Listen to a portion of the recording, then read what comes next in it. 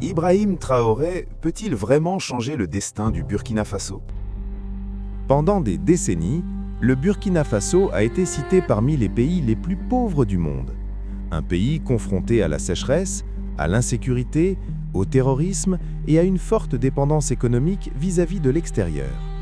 Pourtant, sous son sol, le Burkina Faso possède d'importantes richesses naturelles, notamment l'or, exploité depuis des années sans que cette richesse ne transforme réellement le quotidien de la majorité de la population. Malgré une production aurifère importante, le pays est resté marqué par le chômage, l'insuffisance des infrastructures, une agriculture peu mécanisée et un accès limité aux services de base. Cette contradiction entre richesse du sous-sol et pauvreté du peuple a longtemps nourri un sentiment d'injustice, de frustration et de colère, en particulier chez les jeunes. En septembre 2022, dans un contexte de crise sécuritaire et politique profonde, un tournant majeur s'opère. Un jeune officier de l'armée burkinabé prend le pouvoir à la suite d'un coup d'État. Son nom, Ibrahim Traoré. Âgé de seulement 34 ans au moment de son arrivée au pouvoir, il incarne pour beaucoup une rupture avec l'ordre établi et les élites politiques traditionnelles. Dès ses premières prises de parole, le capitaine Ibrahim Traoré affirme une vision claire, reprendre le contrôle des ressources nationales, rompre avec les mécanismes de dépendance économique et redonner au Burkina Faso sa souveraineté.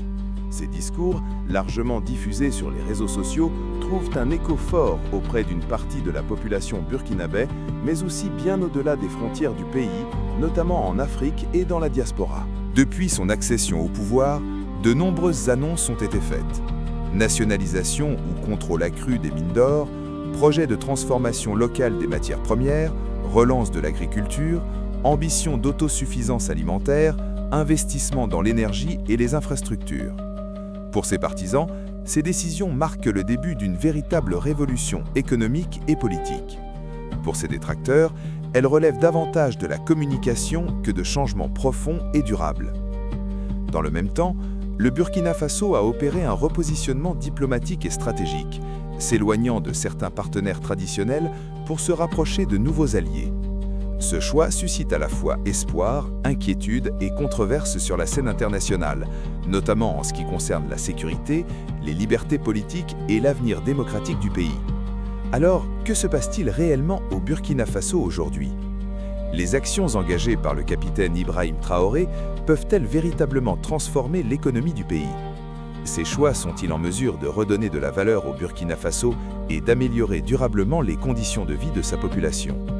Ou s'agit-il d'un projet encore fragile, confronté à de lourdes limites et à de nombreux défis? Ce documentaire ne cherche ni à glorifier un homme, ni à condamner un régime. Il propose une analyse factuelle, basée sur des informations vérifiées, des données économiques, des témoignages et des observations concrètes. L'objectif est simple, comprendre avec recul et honnêteté les efforts entrepris, leurs résultats réels et les enjeux qu'ils soulèvent. À travers cette enquête, nous allons explorer les politiques économiques mises en place, les projets de développement annoncés, leur impact sur le terrain, mais aussi les critiques et les interrogations qu'ils suscitent. Voici le Burkina Faso à un moment charnière de son histoire, entre espoir, rupture et incertitude. Voici notre enquête. Chapitre 1. Les mines d'or et la souveraineté économique. Depuis plus d'une décennie, l'or est devenu la principale richesse du Burkina Faso. Le pays figure aujourd'hui parmi les plus grands producteurs d'or du continent africain. Chaque année, des dizaines de tonnes sont extraites de son sous-sol et exportées vers l'étranger. Pourtant, pendant longtemps, cette richesse n'a pas eu l'impact attendu sur le développement national. Les raisons sont multiples. L'essentiel de l'or burkinabé est exploité par des compagnies étrangères. L'extraction, le raffinage et la commercialisation se font majoritairement hors du pays. Résultat, la valeur ajoutée échappe en grande partie à l'économie nationale.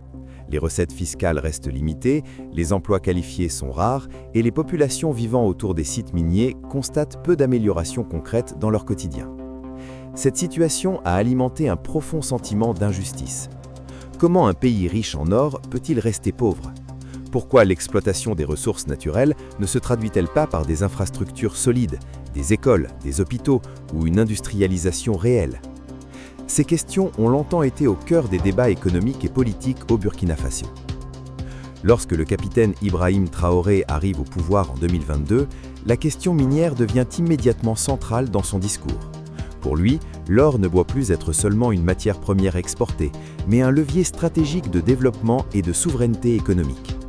Il affirme que tant que le Burkina Faso ne contrôle pas ses ressources, aucun développement durable n'est possible. L'une des premières orientations annoncées concerne le renforcement du contrôle de l'État sur le secteur aurifère.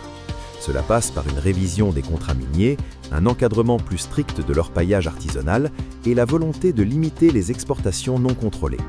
L'objectif affiché est clair, réduire la fuite des ressources et maximiser les bénéfices pour l'État burkinabé. Un autre axe majeur est la transformation locale de l'or. Pendant des années, le Burkina Faso a exporté de l'or brut, laissant à d'autres pays le soin de le raffiner et de capter l'essentiel de la valeur produite. Le nouveau pouvoir met alors en avant la création d'une raffinerie nationale, symbole fort de la reconquête économique. Raffiner l'or sur place signifie créer des emplois, développer des compétences techniques et conserver à terme une plus grande part de la richesse produite. Ces décisions sont perçues par une partie de la population comme un acte de courage politique. Pour beaucoup de Burkinabés, il s'agit enfin d'un dirigeant qui ose remettre en cause un système jugé déséquilibré et hérité de relations économiques anciennes. Les annonces suscitent un fort enthousiasme, notamment chez les jeunes, qui y voient un signe de dignité retrouvée et de souveraineté assumée. Mais cette stratégie n'est pas sans conséquences. Le durcissement des règles minières et les projets de nationalisation partielle inquiètent certains investisseurs étrangers. Plusieurs compagnies minières expriment leurs craintes quant à la stabilité du cadre juridique et à la sécurité de leurs investissements. Dans un pays déjà fragilisé par l'insécurité, la question se pose. Comment concilier souveraineté économique et attractivité pour les capitaux nécessaires au développement? À cela s'ajoute la réalité du terrain. Transformer une politique minière ne se fait pas du jour au lendemain. La construction d'infrastructures, la formation de cadres spécialisés, la lutte contre la corruption et le contrôle effectif des flux d'or représentent des défis majeurs. Sans une administration solide et des mécanismes transparents, le risque est que les ambitions affichées ne produisent que des résultats limités. Par ailleurs, l'orpaillage artisanal, qui fait vivre des centaines de milliers de Burkinabés, pose un défi particulier. Souvent informel, parfois illégal, il échappe en grande partie au contrôle de l'État. Réguler ce secteur sans aggraver la pauvreté ou provoquer des tensions sociales est un enjeu crucial pour toute politique minière durable. Ainsi, la question des mines d'or dépasse largement le simple cadre économique. Elle touche à la souveraineté nationale, à la justice sociale et à la crédibilité politique du pouvoir en place. Les choix opérés aujourd'hui auront des conséquences à long terme sur l'image du Burkina Faso, sa capacité à financer son développement et la confiance de sa population. Alors, les mines d'or peuvent-elles réellement devenir le moteur d'un nouveau modèle économique burkinabé? Le contrôle accru de l'État permettra-t-il une redistribution plus équitable de la richesse? Ou ces décisions risquent-elles d'isoler le pays et de freiner les investissements indispensables à son développement? Pour répondre à ces questions, il faut maintenant observer un autre pilier essentiel du développement, l'agriculture et la quête d'autosuffisance alimentaire. Chapitre 2. Agriculture, autosuffisance et transformation locale.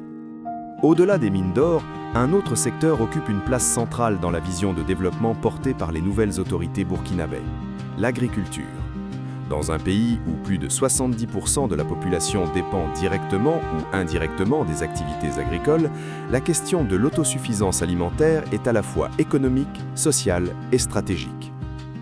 Depuis des décennies, le Burkina Faso reste fortement dépendant des importations alimentaires. Riz, blé, produits transformés, une part importante de la consommation nationale provient de l'extérieur. Cette dépendance fragilise le pays, expose les populations aux fluctuations des prix internationaux et accentue la vulnérabilité en période de crise sécuritaire ou climatique. Pour le capitaine Ibrahim Traoré, cette situation est incompatible avec l'idée de souveraineté nationale. Selon sa vision, un pays qui ne nourrit pas sa population ne peut prétendre à une indépendance réelle. L'agriculture devient alors un pilier fondamental du projet de transformation du Burkina Faso. Dès son arrivée au pouvoir, les autorités annoncent une relance massive du secteur agricole. L'objectif affiché est clair: produire davantage, produire localement et transformer sur place. Cela passe par plusieurs axes: la mécanisation agricole, le soutien aux producteurs, l'extension des superficies cultivées et la création d'unités de transformation agroalimentaire. la mécanisation est présentée comme un levier essentiel. Pendant longtemps, l'agriculture burkinabé restait majoritairement manuelle, dépendante de la pluie et faiblement productive. Les nouvelles orientations mettent en avant l'introduction de tracteurs, de semoirs et de matériel moderne afin d'augmenter les rendements et de réduire la pénibilité du travail paysan. Pour de nombreux agriculteurs, cette promesse représente un espoir réel de sortir de la subsistance pour entrer dans une agriculture plus rentable. Un autre axe clé concerne la transformation locale des produits agricoles. Le Burkina Faso exporte ou consomme souvent ses productions à l'état brut, sans véritable chaîne de valeur industrielle. Tomates, céréales, fruits, coton, la transformation permettrait non seulement de réduire les pertes post-récolte, mais aussi de créer des emplois, de stabiliser les revenus et de dynamiser l'économie locale. C'est dans cette logique que des projets d'unités de transformation agroalimentaire sont annoncés. Usines de transformation de tomates, de céréales ou d'autres produits agricoles stratégiques, l'ambition est de réduire les importations de produits transformés et de renforcer la consommation locale. Pour le pouvoir en place, ces initiatives incarnent une rupture avec un modèle économique basé uniquement sur l'exportation de matières premières. Ces annonces suscitent un fort enthousiasme dans certaines zones rurales. Beaucoup d'agriculteurs y voient une reconnaissance de leur rôle central dans l'économie nationale. L'idée que la terre puisse devenir une source de dignité et de stabilité renforce l'adhésion populaire au discours souverainiste. Cependant, la réalité du terrain reste complexe. Le Burkina Faso fait face à des défis structurels majeurs: insécurité dans plusieurs régions agricoles, accès limité à l'eau, changement climatique, faible capacité de stockage et de distribution. Dans certaines zones, les agriculteurs ont dû abandonner leurs champs à cause des violences, réduisant considérablement la production. À cela s'ajoute la question du financement. Moderniser l'agriculture nécessite des investissements lourds et durables. Sans accès facilité au crédit, sans accompagnement technique constant et sans infrastructures rurales adaptées, la mécanisation et la transformation risquent de rester limitées à des projets pilotes. Par ailleurs, l'objectif d'autosuffisance alimentaire, souvent mis en avant dans les discours officiels, mérite d'être analysé avec prudence. Atteindre une autosuffisance complète est un processus long qui dépend de nombreux facteurs économiques, climatiques et logistiques. Les annonces politiques doivent donc être confrontées aux données de production réelles et à leur évolution dans le temps. Malgré ces limites, la volonté de repositionner l'agriculture au cœur du développement marque un changement de discours important. Là où le secteur agricole était souvent relégué au second plan, il devient désormais un enjeu stratégique, au même titre que les mines ou les infrastructures. Ainsi, l'agriculture apparaît comme un terrain décisif pour juger la crédibilité du projet porté par les autorités actuelles.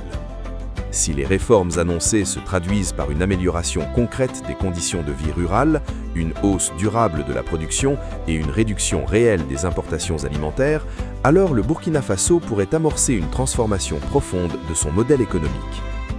Mais si les obstacles sécuritaires, financiers et organisationnels persistent, le risque est grand que l'autosuffisance reste un objectif lointain, plus symbolique que réel. La question demeure ouverte. L'agriculture peut-elle devenir le socle d'une souveraineté durable pour le Burkina Faso? Les politiques engagées aujourd'hui suffiront-elles à nourrir la population et à créer une véritable industrie locale?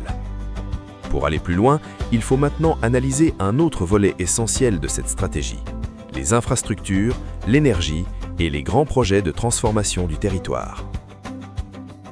Chapitre 3. Infrastructures, énergie et grands projets. Si l'or et l'agriculture constituent les bases économiques du Burkina Faso, leur impact réel sur le développement dépend d'un autre facteur déterminant: les infrastructures. Routes, énergie, logements, équipements publics. Sans ces fondations, aucune transformation durable n'est possible. C'est sur ce terrain que se joue une grande partie de la crédibilité du projet porté par les autorités actuelles. Lorsque le capitaine Ibrahim Traoré arrive au pouvoir, le constat est clair. Le Burkina Faso souffre d'un déficit structurel d'infrastructures. L'accès à l'électricité reste limité, notamment en zone rurale. Les routes sont souvent dégradées, freinant les échanges commerciaux. Les infrastructures industrielles sont insuffisantes pour soutenir une transformation locale à grande échelle. Dans ce contexte, les nouvelles autorités placent les infrastructures au cœur de leur discours sur le développement. L'idée est simple.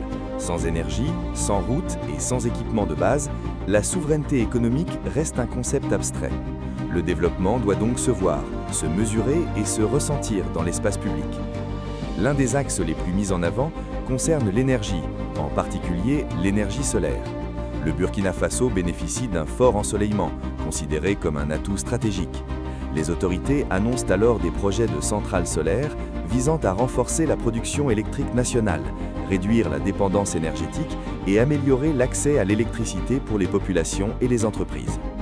Dans les discours officiels, l'énergie est présentée comme un levier fondamental pour soutenir l'industrialisation, la transformation agricole et l'amélioration des services publics. Une production électrique plus stable permettrait de faire fonctionner les usines, d'alimenter les hôpitaux, les écoles et de stimuler l'économie locale. Au-delà de l'énergie, les projets d'infrastructure concernent également les routes et les équipements publics. Des annonces sont faites sur la réhabilitation de routes stratégiques, la construction de logements sociaux et le renforcement des infrastructures administratives. L'objectif affiché est de désenclaver certaines régions, faciliter la circulation des biens et des personnes et améliorer le cadre de vie urbain et rural. Pour une partie de la population, ces projets incarnent une volonté réelle de changement. Voir des chantiers démarrer, même à petite échelle, renforce l'idée que l'État cherche à reprendre la main sur l'aménagement du territoire. Dans un pays marqué par l'abandon de certaines zones, cette dynamique est perçue comme un signal positif. Cependant, comme pour les autres secteurs, la question centrale reste celle de la mise en œuvre. Entre les annonces et la réalisation effective des projets, l'écart peut être important. Le Burkina Faso fait face à des contraintes financières sévères, aggravées par la baisse de certains financements internationaux et un contexte sécuritaire instable. La sécurité constitue d'ailleurs un facteur déterminant. Dans plusieurs régions, l'insécurité limite fortement la capacité à lancer ou à maintenir des chantiers.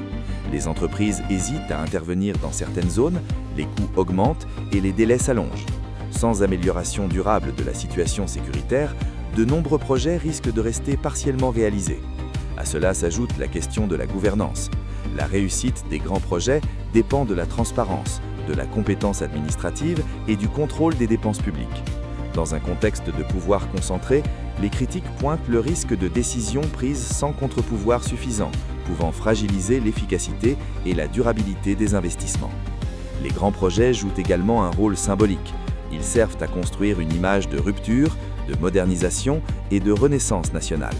Cette dimension symbolique est essentielle dans la communication politique, mais elle peut aussi devenir un piège si les résultats concrets ne suivent pas. Une infrastructure annoncée mais non achevée nourrit la déception et l'usure de la confiance populaire.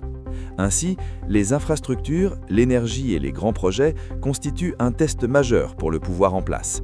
Ils représentent la passerelle entre les ambitions souverainistes et la réalité quotidienne des Burkinabés. Leur réussite pourrait renforcer la crédibilité du projet national. Leur échec risquerait, au contraire, de révéler les limites d'un développement trop dépendant de la communication. La question reste donc ouverte. Les infrastructures annoncées permettront-elles de soutenir durablement l'agriculture et l'industrialisation ?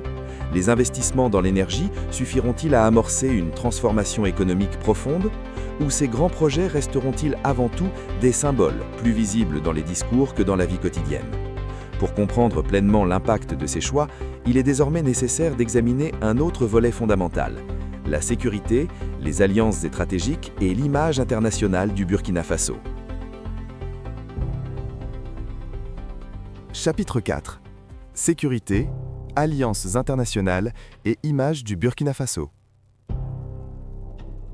Aucun projet de développement ne peut prospérer durablement sans sécurité. Au Burkina Faso, cette réalité est centrale. Depuis plusieurs années, le pays est confronté à une crise sécuritaire majeure, marquée par des attaques armées, des déplacements massifs de population et la perte de contrôle de certaines zones du territoire.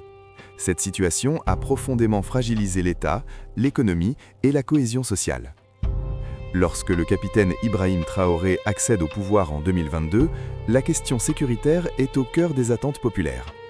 Pour beaucoup de Burkinabés, la priorité absolue n'est pas seulement le développement économique, mais avant tout la restauration de l'autorité de l'État et la protection des populations. Sans sécurité, ni agriculture, ni mines, ni infrastructures ne peuvent fonctionner pleinement. Les nouvelles autorités affirment alors une volonté de rupture dans la gestion de la sécurité. Elles critiquent l'inefficacité des stratégies précédentes et remettent en question certaines coopérations militaires jugées peu adaptées au contexte local. Le discours officiel insiste sur la nécessité de reprendre le contrôle du territoire par des moyens nationaux en s'appuyant sur l'armée burkinabé et les forces de défense locales.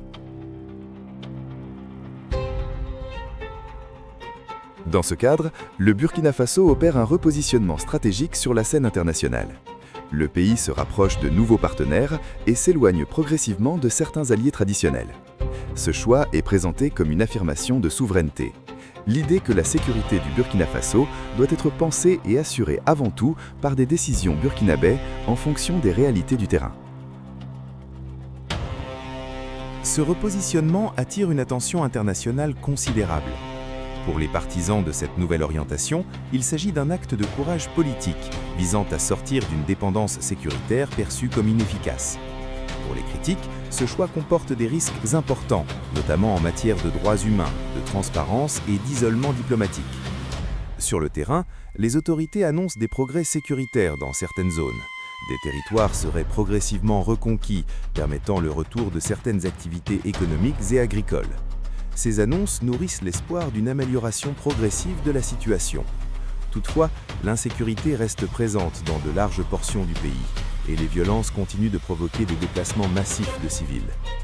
La question sécuritaire influence directement l'image internationale du Burkina Faso. D'un côté, le pays devient un symbole de résistance et de souveraineté pour une partie de l'opinion publique africaine et panafricaine. Les discours du capitaine Traoré, largement relayés sur les réseaux sociaux, renforcent cette image d'un dirigeant défiant les puissances établies et prenant une Afrique plus indépendante. De l'autre côté, plusieurs organisations internationales et partenaires occidentaux expriment leurs inquiétudes. Elles pointent le recul du processus démocratique, la concentration du pouvoir, la restriction de certaines libertés et les risques liés à une gouvernance militaire prolongée. Ces critiques pèsent sur l'attractivité du pays pour certains investisseurs et bailleurs de fonds. L'image du Burkina Faso devient alors contrastée, presque polarisée. À l'intérieur du pays et auprès de certains publics africains, le discours souverainiste renforce la popularité du pouvoir en place. À l'international, notamment dans les cercles diplomatiques et économiques, l'incertitude domine. Le pays est perçu à la fois comme un acteur en rupture et comme un État à haut risque. Cette bataille de l'image n'est pas anodine. Elle influence directement la capacité du Burkina Faso à attirer des investissements, à obtenir des partenariats économiques et à financer ses projets de développement. Dans un monde globalisé, la souveraineté proclamée doit composer avec des interdépendances économiques et diplomatiques complexes. Ainsi, la sécurité et les alliances internationales apparaissent comme un double tranchant. Elles peuvent renforcer l'autonomie stratégique du Burkina Faso et consolider un sentiment de dignité nationale, mais elles peuvent aussi accentuer l'isolement, fragiliser l'économie et limiter les marges de manœuvre financières du pays. La question centrale demeure donc la suivante. Les choix sécuritaires et diplomatiques actuels permettront-ils de créer un environnement stable, favorable au développement économique et social, ou risquent-ils, à long terme, de freiner les ambitions de transformation portées par les autorités ?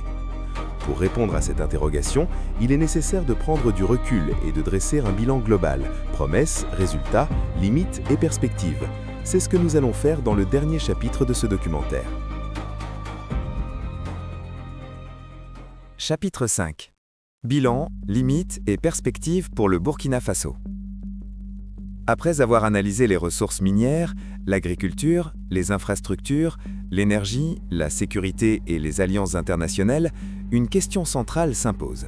Quel bilan peut-on réellement dresser du Burkina Faso sous la direction du capitaine Ibrahim Traoré ? Depuis son arrivée au pouvoir, une rupture est indéniable. Dans le discours, comme dans certaines décisions, le Burkina Faso a changé de trajectoire. La souveraineté économique est devenue un axe central de la politique nationale. Le contrôle accru des mines, la volonté de transformer localement les ressources, la relance de l'agriculture et l'investissement dans l'énergie traduisent une ambition claire, sortir d'un modèle fondé sur la dépendance et l'exportation brute. Sur le plan symbolique, cette rupture a un impact fort. Elle redonne à une partie de la population un sentiment de dignité et de fierté nationale. Le Burkina Faso n'apparaît plus seulement comme un pays en crise, mais comme un acteur qui tente de reprendre la maîtrise de son destin. Cette image trouve un écho puissant auprès de la jeunesse burkinabé et de nombreux Africains qui y voient un exemple de résistance face à un ordre économique jugé injuste. Cependant, le bilan concret reste contrasté. Si des projets ont été lancés et si certaines orientations sont claires, les résultats mesurables sur le terrain demeurent encore limités ou inégaux.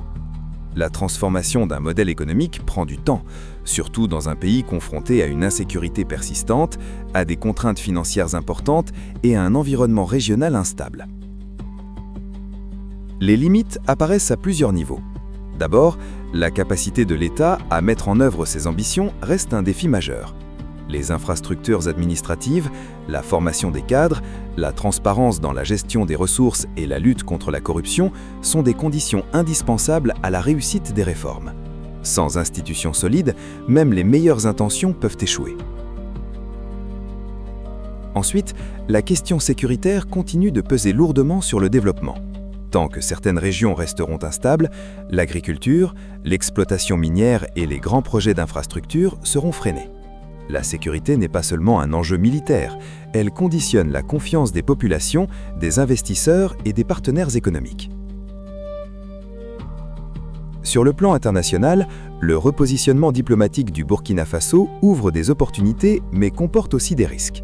L'affirmation de souveraineté peut renforcer l'autonomie stratégique, mais elle peut également réduire l'accès à certains financements, isoler le pays et compliquer sa participation aux échanges économiques mondiaux.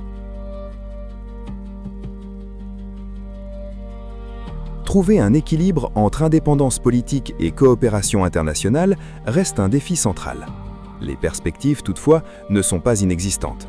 Si les réformes engagées se poursuivent avec cohérence, si les projets annoncés se traduisent par des réalisations concrètes et si la sécurité s'améliore progressivement, le Burkina Faso pourrait amorcer une transformation durable. Le développement local, la valorisation des ressources et l'investissement dans le capital humain pourraient alors constituer les bases d'un nouveau modèle. Mais cette trajectoire dépendra aussi de la capacité du pouvoir à accepter la critique, à favoriser la transparence et à associer l'ensemble de la société burkinabé à la construction du projet national. Le développement ne peut être imposé uniquement par le haut. Il nécessite l'adhésion, la participation et la confiance des citoyens. Ainsi, le Burkina Faso se trouve aujourd'hui à un moment charnière de son histoire. Les choix opérés depuis 2022 ont ouvert une nouvelle voie, porteuse d'espoir, mais aussi de risques. L'avenir dira si cette période marquera le début d'une transformation profonde ou si elle restera une tentative inachevée face à des obstacles trop importants. Ce qui est certain, c'est que le Burkina Faso n'est plus immobile. Il interroge, il divise, il inspire et il inquiète. Son parcours mérite d'être observé avec attention, rigueur et honnêteté. Car au-delà d'un homme ou d'un régime, c'est une question fondamentale qui demeure. Comment un pays riche de ses ressources et de son peuple peut-il construire un développement juste, souverain et durable dans un monde profondément inégal? C'est cette question que le Burkina Faso pose aujourd'hui au reste du monde. Si ce documentaire vous a apporté de nouvelles clés de compréhension, si ces analyses vous ont aidé à mieux saisir les enjeux économiques, politiques et stratégiques du Burkina Faso et du monde d'aujourd'hui, alors n'hésitez pas à soutenir ce travail. Sur cette chaîne, nous analysons l'actualité économique, politique et géopolitique de l'Afrique, de l'Europe, de l'Asie et du reste du monde. Nous parlons de ce qui impacte l'Afrique, de ce qui transforme les sociétés et de ce qui façonne l'avenir global. Si ce contenu vous intéresse, pensez à liker cette vidéo, à la partager et surtout à vous abonner à la chaîne Curiosité. Votre soutien permet à ce travail d'analyse de continuer. Merci d'avoir regardé et à très bientôt pour une nouvelle enquête.